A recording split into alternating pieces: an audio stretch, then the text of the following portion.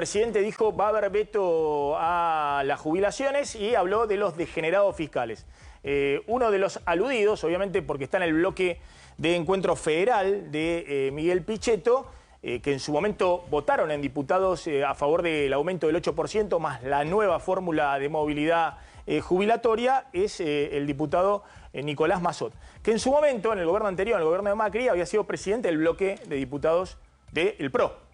Entonces, la pregunta es ¿cómo se posicionan ustedes? Porque Bullrich dice que Macri hace a veces de oposición y a veces de oficialismo. Ustedes claramente están en la oposición.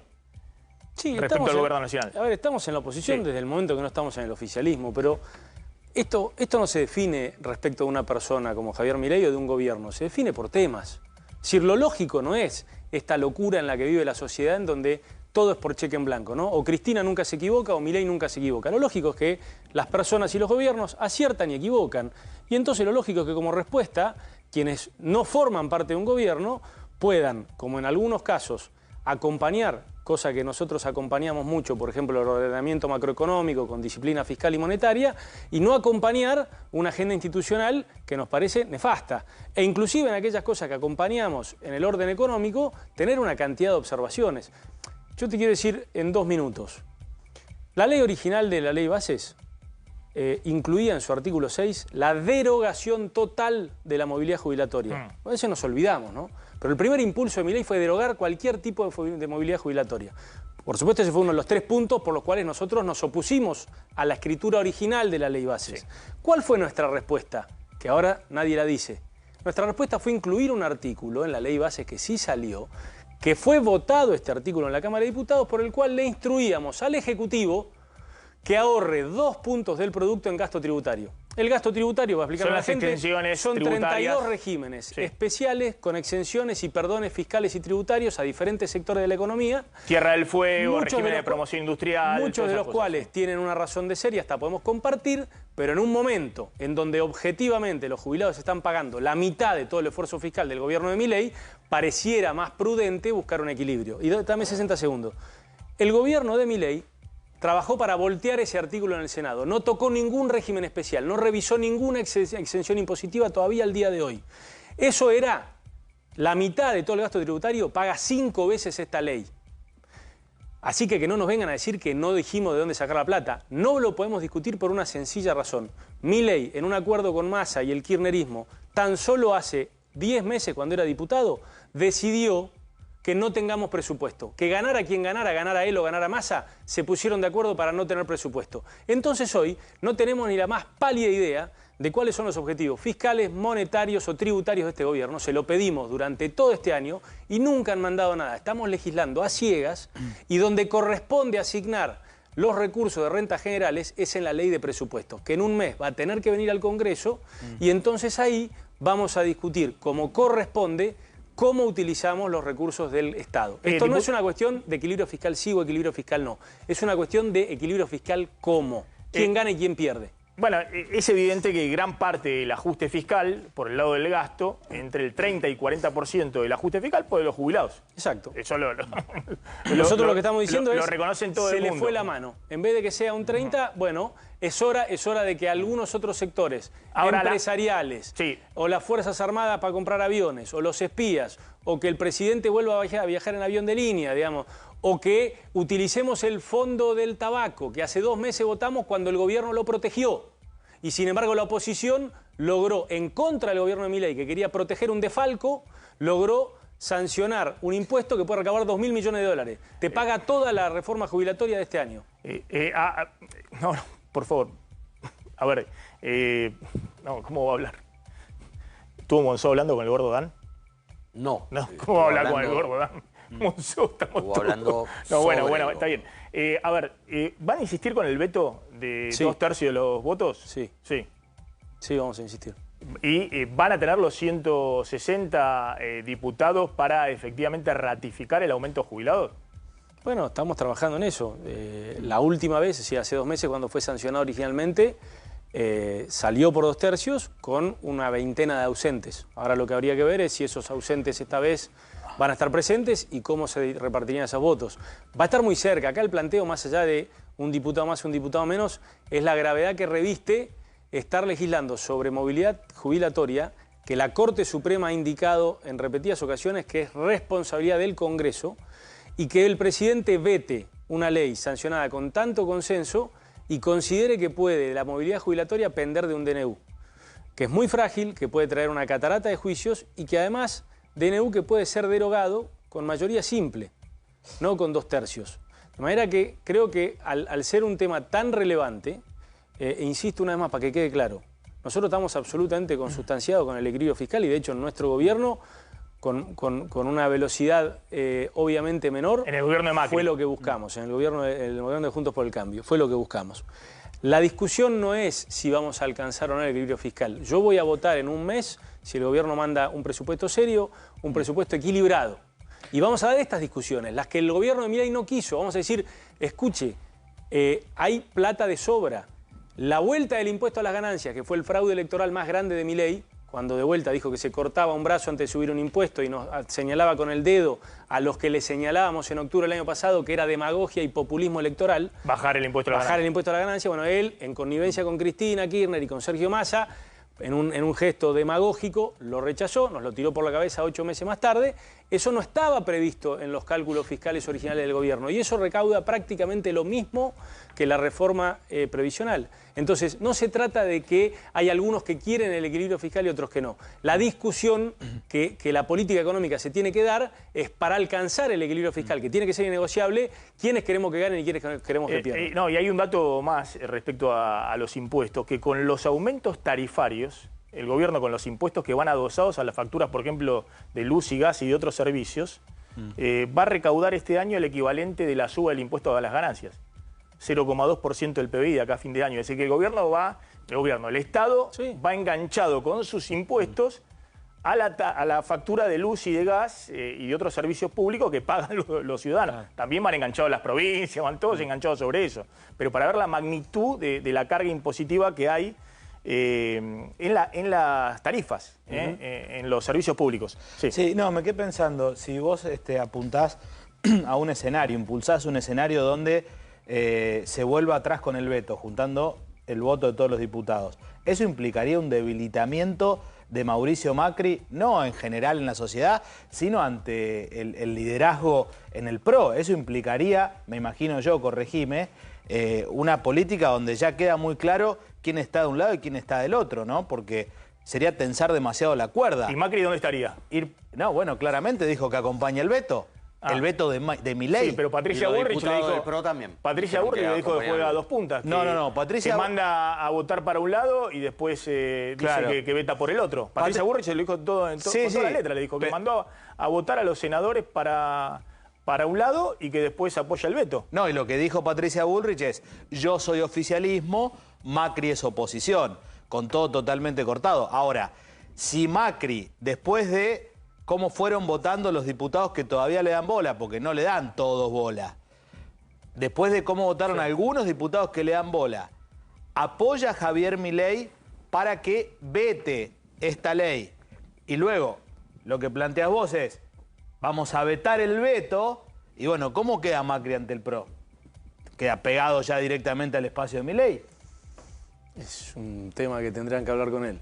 No, bueno, pero no te estoy... Pero vos estás... No, sos, pero vos lo que sos está un diciendo... protagonista de la política. Pero perdón, Está bien, lo que está diciendo Massó es que obviamente no forma parte ya del PRO. No, claramente. Que todos los diputados del PRO se supone que van a votar en contra de la ley. Van a votar en contra es decir, para tratar de evitar que haya los 2/3 en diputados. Claro. Los diputados, lo mismo del PRO como hicieron en la primera instancia, pero aún así, si todos los diputados del PRO trataran de oponerse, digamos, a la insistencia de la Cámara de Diputados, ustedes dicen que hay chances de insistir con los 2/3 en diputados. Sí, digamos, si no, todo el bloque de la Libertad Avanza y todo el bloque del PRO, sin ninguna fisura, votaran en contra del aumento a jubilados, aún necesitarían 11 voluntades más de otros bloques para evitar la ratificación del aumento.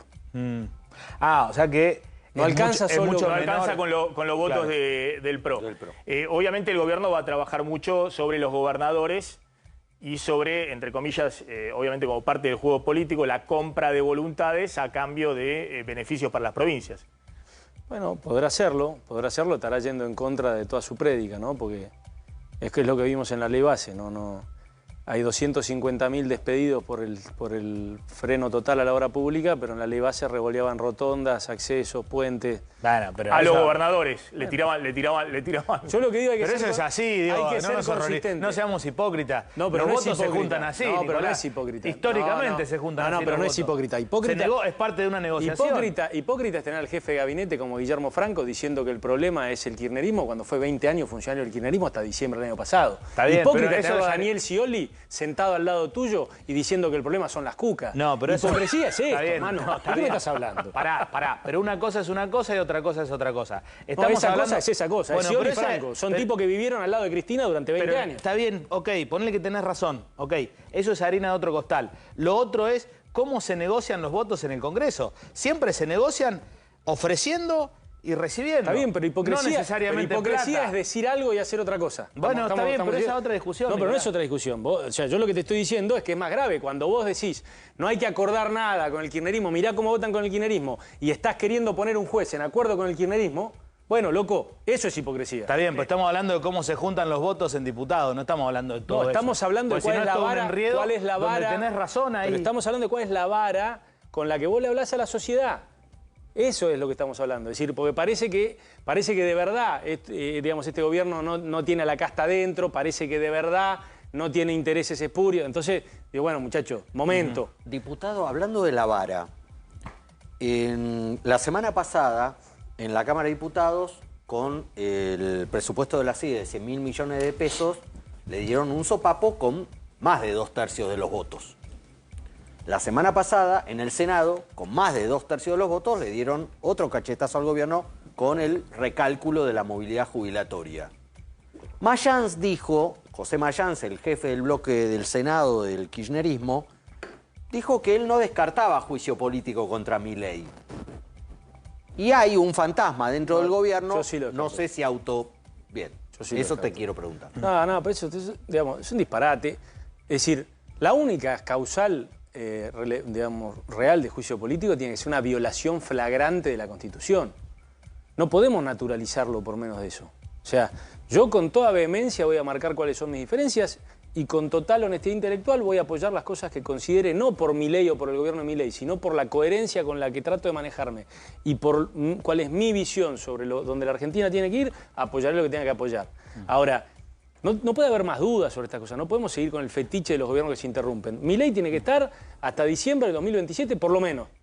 Digamos, y tiene que servir este gobierno, aún con todas las críticas que podemos tener, para determinadas cuestiones. Si este va a ser el gobierno de un presidente que genuinamente todos lo vemos determinado, aunque en algunas cosas puede estar extralimitado, pero determinado en ordenar la macroeconomía y en darle disciplina fiscal y monetaria al país, bueno, ayudemos a que como conjunto logremos eso y pongamos el límite donde hay que ponerlo. Lo que no puede ser es que todo se divida entre, digamos, los desestabilizadores y los obsecuentes. Hay 25 pueblos en el medio. Le voy a dejar ahí pendiente una pregunta. La jubilación mínima con el bono de 70.000 pesos a partir de septiembre va a ser de 304.000 pesos. Eso es con el bono de 70.000 pesos. Algunos preguntaban, ¿sigue o no sigue? ¿Cómo no va a seguir el bono? Pero bueno, pues sí, una de las cosas hay importantes del proyecto es hay que una baja automatiza... nominal. Pero claro. Si no hay una baja nominal de las jubilaciones. La jubilación mínima, en realidad, la remunerativa, va a ser 200... un segundito para acá, porque si no confundimos todos esos números, no se va a entender nada. Va a ser de 234.000 pesos. Con el bono de 70.000 se va a ir a 304.000 pesos.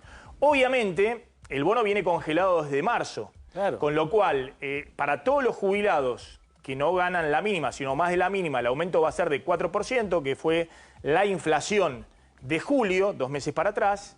Y para los jubilados de la mínima, como una parte de la jubilación no se actualiza, que es el bono de 70.000 pesos, el aumento va a ser del 3,1%, Claro. es decir, menor que al resto de los jubilados. La pregunta que le hago es, ¿qué cree que va a pasar, digamos, en las próximas semanas? Porque está esto, si insiste o no insiste diputados y senadores con los 2 tercios. Entonces, ¿cuál va a ser a futuro el haber de los jubilados? ¿Cómo se va a componer? Porque hay muchas versiones de que el gobierno algo va a tener que hacer, tal vez dar un aumento de 8%, y después seguir con otro tipo de ajuste distinto. Pero en el gobierno dicen que eso se estaba negociando, el aumento por única vez del 8%, pero ahora la seguimos. Tu nuevo Peugeot 208 está en Autofrance con un anticipo de 7.900.000 pesos y absolutamente todos los gastos incluidos y las primeras 10 cuotas de 113.000 pesos mensuales. Deja tus datos en el WhatsApp de Autofrance y accedes a tu Peugeot 208 con adjudicación inmediata. Autofrance, el número 1 de Peugeot. Autofrance, concesionario oficial Peugeot. El mejor precio del país contado, financiado o con tu usado y entrega inmediata. Comunicate 11 34 44 3758. Anotá 11 34 44 3758. Autofrance.com.ar. Ahora podés hacer la ciudadanía italiana sin necesidad de sacar un turno y sin viajar a Italia. Contactá a De Martin y Asociados al siguiente WhatsApp 11 61 79 44 86. También podés googlearlo, De Martin y Asociados, o buscarlo en Instagram o TikTok. Estudio De Martin y Asociados, una inversión a futuro. ¿Sabías que ahora podés hacer la ciudadanía italiana sin sacar un turno? De Martin y Asociados es una consultora y estudio jurídico que lleva adelante tu caso de manera simple y ágil. De Martin y Asociados, una inversión a futuro. Devin Logistics, una empresa con 25 años de trayectoria en despacho aduanero y logística internacional. Devin Logistics, tus conexiones aseguradas. Devin Logistics, 25 años de trayectoria en despacho aduanero y logística internacional. Fletes marítimos, aéreos y terrestres. Con conexiones a todo el mundo. Normativas cambiarias y aduaneras. Devin Logistics, tus conexiones aseguradas. Bueno, ahí está. La pregunta es, ¿qué va a pasar en los próximos meses con los saberes de los jubilados? Bueno, por eso, a ver, para que se ponga en perspectiva, a grandes rasgos, ¿qué es lo que hace este proyecto? Lo primero que hace este proyecto es que, como toda la inflación acumulada del 2023, con el cambio de fórmula, el gobierno de Milei no se las va a pagar nunca a los jubilados, con el pretexto de que, bueno, era un problema de Alberto y el gobierno anterior, nosotros, ¿qué le dijimos? Bueno, dado que ya les estás haciendo pagar el 40% del ajuste, toda la inflación de tu gobierno, pagásela. Por eso la discusión es sobre enero, porque enero es el primer mes entero en el cual gobierna el actual gobierno, y el criterio que se utilizó para la transición fue ese. Como Milei, por DNU, le actualiza desde fines de enero, una partecita de enero y febrero, nosotros lo primero que estamos haciendo es recomponerle ese 8,1. Lo mismo seguiría el ajuste fiscal para los jubilados porque no se compensa diciembre, que fue un mes también donde los jubilados perdieron. No se compensa todo el 2023. Porque la fórmula anterior que ya venía haciendo masa. La fórmula anterior buscaba los datos un año antes. Entonces, al cambiarla en marzo y solamente pagar la transición de una parte de enero y febrero, todo el 2023 queda sin computarse. El gran ajuste que se le produjo a los jubilados fue ese. Es que el 2023, que va a ser durante muchísimas décadas y esperemos que para siempre, el año de más inflación del 89 a la fecha, bueno, no va a ser computado en la fórmula de movilidad. Nosotros estamos peleando porque le paguen la inflación de enero. Preferimos, digamos, nos parece menos degenerado pelear por eso que comprar aviones de guerra. Nos parece menos degenerado incorporar el bono al haber e igualarlo a la línea de pobreza del adulto mayor, que eso es lo que estamos haciendo. O sea, 304.000 es la jubilación con el bono. Bueno, este proyecto la lleva a 317, son 13.000 pesos para la mínima. ¿Por qué 317? Porque ese es el monto de la línea de pobreza del adulto mayor. Mirá lo que estamos diciendo, estamos llevándola a la línea de pobreza.